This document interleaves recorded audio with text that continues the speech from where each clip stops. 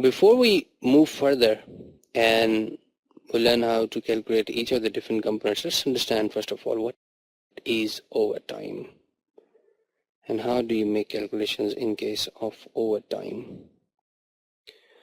Overtime is basically an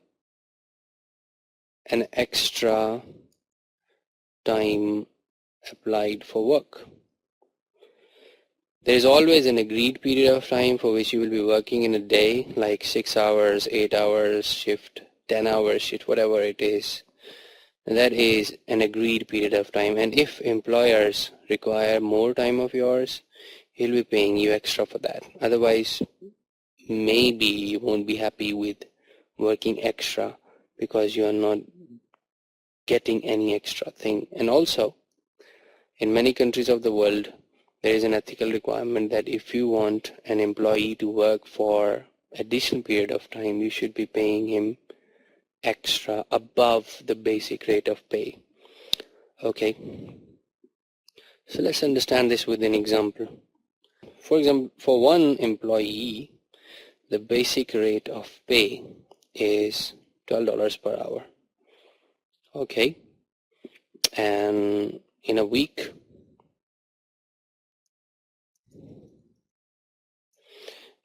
he's working for 40 hours.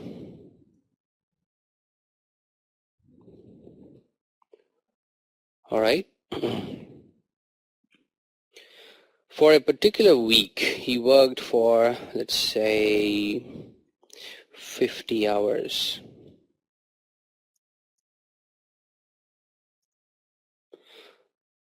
That means he has worked how much hours extra? 10 hours? And here is a sentence for that. Employer pays $15. Now this would have said in number of ways. At the moment I have given you a solid figure that for any extra time he is working, he will be paying $15. But it would have been said in different ways like this.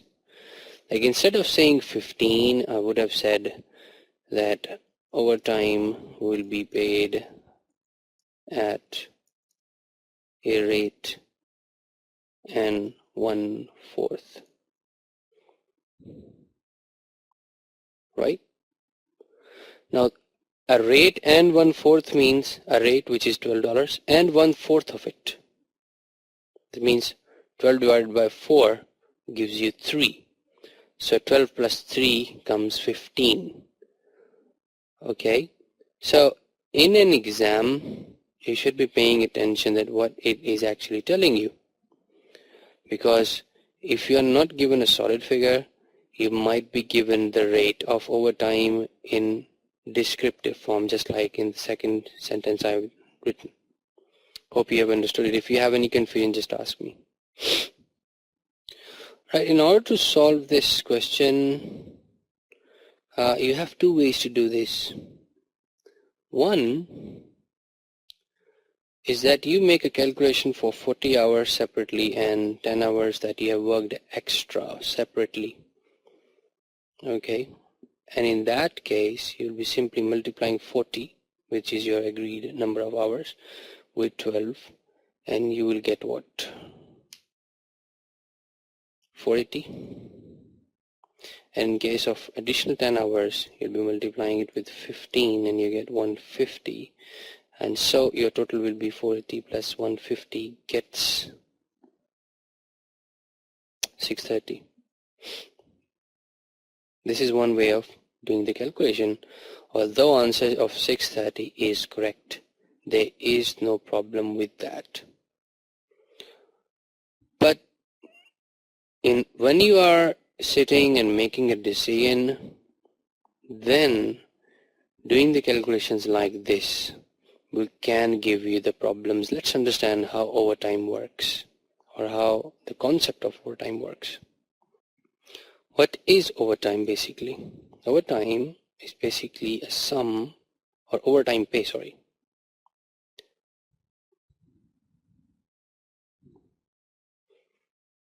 Overtime pay is a sum of two things. One is the basic pay. All right. And on the other hand, it is an overtime premium. If you are asking your employee to work extra, you will definitely be paying what you have agreed for to pay him that minimum level of pay or compensation at all cost. Okay. For example, in case of the rate I have given you in my example is 15. Now $12 you will be paying him for sure, no doubt about that. But extra $3 that you are paying is basically a premium for overtime work. That is overtime premium, and both of them collectively makes up overtime pay. Alright? Now if we understand this, let's understand the flaw in our calculation. This amount of $480 is completely a basic pay, right? All of that amount, because this is the agreed number of hours and this is the basic pay rate. So all or the total of this, which comes up 480, is basically only basic pay. It has nothing in it called as overtime pay or even a premium. But looking at this one, this 150 is made up of two things. One is the basic aspect of it, which is 10 multiplied by 12, which comes up 120. And another is for the same 10 hours, $3 premium extra, it comes up 30. Okay, so what do we have here? We have a 40 hours here, for which we have a basic pay in total, whereas in case of 10 hours, we have a sum of basic pay plus overtime premium.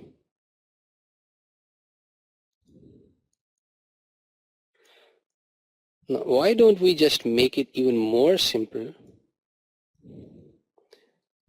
by moving this 120 with 480 alongside here, okay, and keep the overtime premium separate. That way I will be able to calculate how much extra I'm paying in terms of overtime, because only the extra you are paying is the overtime premium above the basic rate. Okay, there is another one reason why we are doing this, but I will be coming to that in a minute. So in order to solve this out, that both of these basic pay which are scattered, it should be calculated as one figure. So every time you are going to make a calculation for labor costing, you will be calculating basic pay on the basis of actual time worked, not the agreed time or general time or usual time. No, you will be calculating your basic pay and actual time worked, which is 50 hours. So multiply it with 12 and you will get 600. And other than that, now you have only overtime premium. So what I'm suggesting you to do is that you should be calculating overtime premium instead of overtime pay. Because if you are calculating overtime pay, you are scattering the data at two places, especially regarding basic pay. So that won't help you. Alright? And 10 hours multiplied by 3 gives 30. And you see here as well that your answer is going to still the same. It does not make any difference. Total is still the same, but the way you have calculated the figures, now it's going to help you in your decision. Another reason why am I asking you to keep it like this, or why should we be separating only overtime premium, not the basic portion of overtime pay, is that because overtime premium is treated as indirect cost. That means overheads even if you are paying overtime premium to your direct labor, even then your overtime premium will be treated as overhead cost. Understood? There is no doubt that indirect labor's cost will be an indirect cost. No doubt about that. But even if you are paying your overtime premium to direct labor, the personnel who are directly involved in the production process, even then overtime premium, only overtime premium, not even the basic pay portion of the overtime pay, only the overtime premium, which is 30 in our example, will be treated as overheads. The rest of the $600 is your direct cost, and it will be treated as direct labor cost. Okay. All right, if we have understood up to this point, let me give you one very simple question, and after that I will be giving you a bit challenging one. All right, you have 5 minutes to do it. Go on. This was a pretty straightforward question, and in this, what you have to do is, first of all, in order to calculate what is your basic pay, you simply have to multiply actual hours worked, which is 48, and multiply it with 9, and you get for that 432. Okay, and in case of overtime premium, it is 11 hours worked multiplied by how much? 4. It's 1/3 of, no, it will be 3, sorry for that. It is 33, and if you sum it up, your gross pay is 465.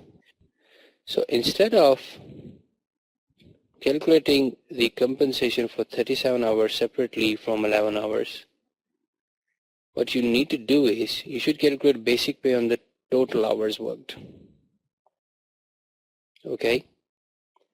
And overtime premium is then calculated on extra time you worked, but only additional rate you are paying will be used for that.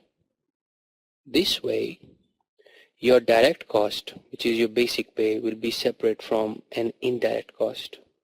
Otherwise, what's happening here, 333 and 132,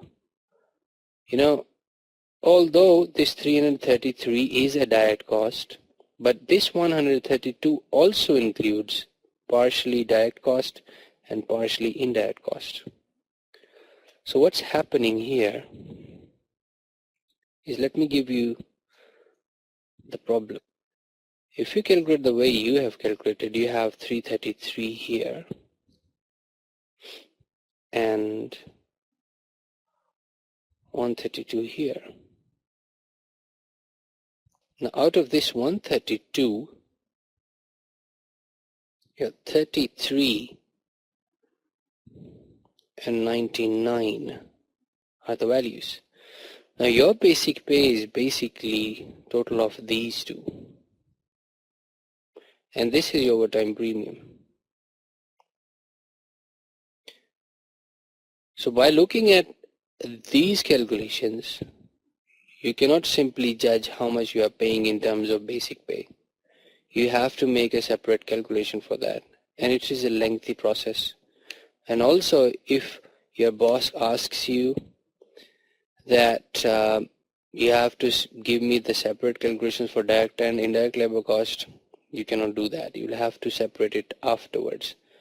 So it is a much more easier way that you calculate your basic pay on total hours worked, and for any extra time only calculate overtime premium, that is additional rate, which is $3. And that way your gross pay will still be the same, but your calculations will be much more clearer.